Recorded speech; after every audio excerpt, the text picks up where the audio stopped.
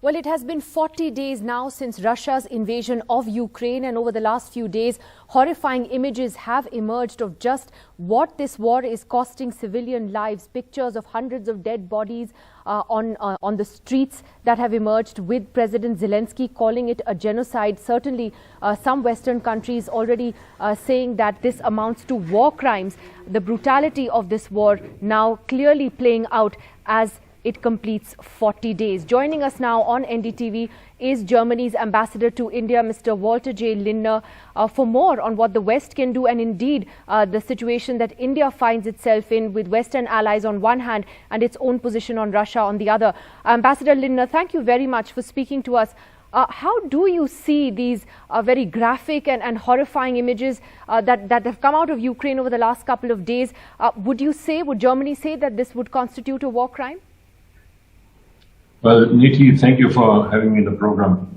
It's really, if you see what the images you see from Bucha, it's almost unbearable. It's very painful, and of course, if this is what's the truth, then this is a war crime, because there are civilians, children even among them. So these atrocities are just not bearable. Now, I see that the Russian side is saying this is not true. These are actors who pretend to be dead, and you know, of course, in a war like this is also a war of propaganda measures on both sides. So, what, as a spectator, what measures do you have to see whether this is true or not?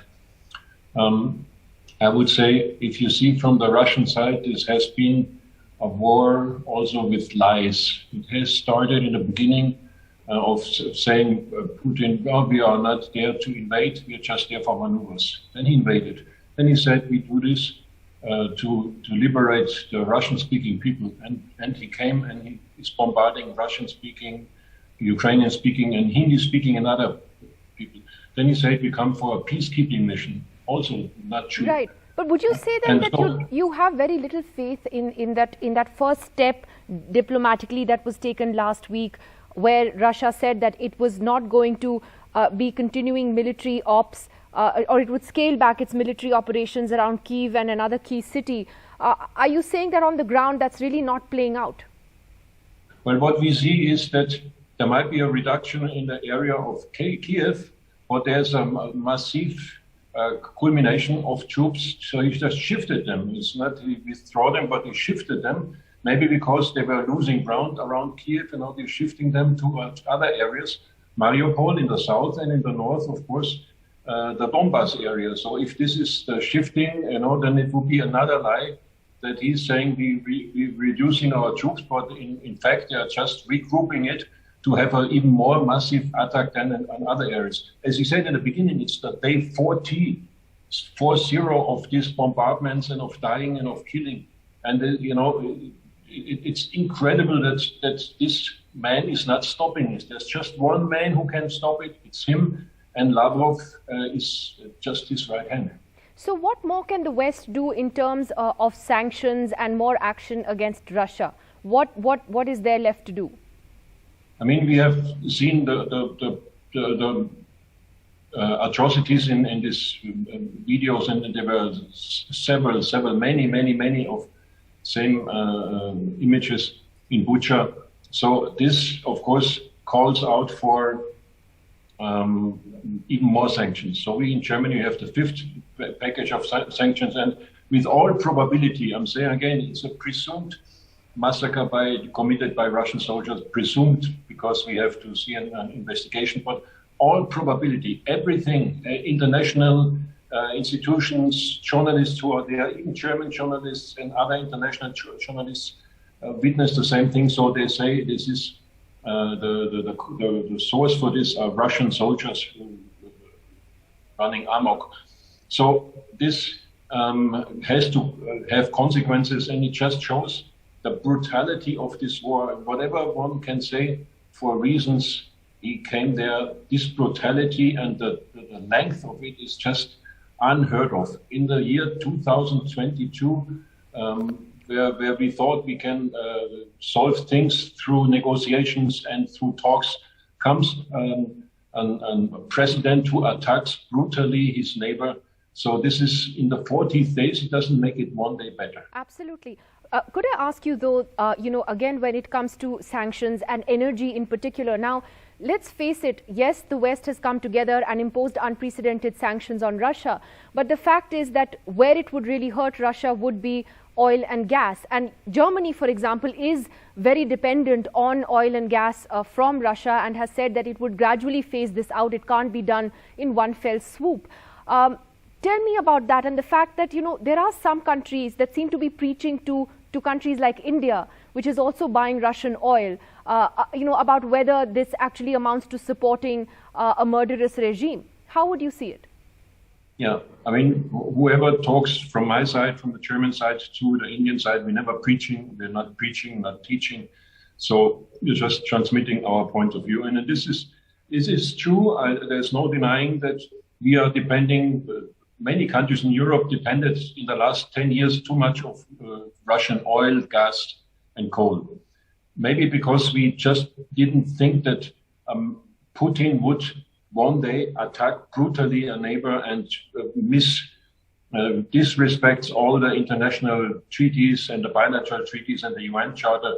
Maybe there were misjudgments, and we shouldn't have gone in such a dependency. Now, since the war broke out 40 days ago, we have already said we are reducing massively our dependence there. And so in the oil sector, we came down from 30% to almost 15%. In the coal, we will be, by the end of the summer, we will have zero coal from the Russians. And oil will be, by the end of the year, zero. So gas takes a little bit longer, but the point is you can't do this just overnight if you don't want to have a breakdown of a society or of economic So then how system. do you see India stepping up? You're scaling back on purchases of Russian oil, but India is doing the opposite. It's scaling up its purchases. So how does Germany see that? We have said to the Indian side, of course, we would have loved to see you in our camp when there was the voting processes, but as we said, we are not preaching, not teaching. So every country has its own neighborhood and its own past and its own tradition and its own dependencies. So there's no preaching there. We just wanted to see that this war stops, and our belief is with the sanctions, it's the best way to stop this war. If there are other means that politicians talk to Putin, talk sense into him, do it, but he will not listen, I guess. So when we have the sanctions and we think this is the best way to put sense into him and to make him stop the war, then of course the efficiency is best if many countries at least don't counteract or at least don't backfill these sanctions. And this is our point of view, which we transmitted, not only us, but many other Western countries to the Indian side. And as I said, we reducing, and we all know that the Indian imports of Russian oil and coal is very, very small and not very big. And we try to get down to zero as soon as possible. Right. Finally, Ambassador, do you think India could be a mediator in this? I mean, obviously, we do still have a very good relationship with Russia. The Russian foreign minister was here and was the only foreign dignitary in recent weeks who actually got to meet Prime Minister Modi. The Ukrainian foreign minister told NDTV, if India can help, that's great. Do you think that India can and should? Well, they were already mentioning of Turkey, of some Arab countries, even the Pope, so if it's India, the more the better. But, the point is, there's one person who can change this, and sanctions are not a problem, and mediation is not a problem. The problem is Mr. Putin. If he is not willing to stop the war, if he's not willing to sincerely do these negotiations, then no mediator can help much. So whoever could be a mediator should be welcome, yes, but then they have really to have means to make put some pressure on Putin, because Putin is the one. It's not the Ukrainians you have to talk to. It's Putin. He attacked his neighboring country. So whoever can talk sense into this Russian president, I think, is welcome. Right. Well, thank you, Ambassador Lindner, for your upfront words. As always, thank you for joining us on NDTV today. Thank you for having me.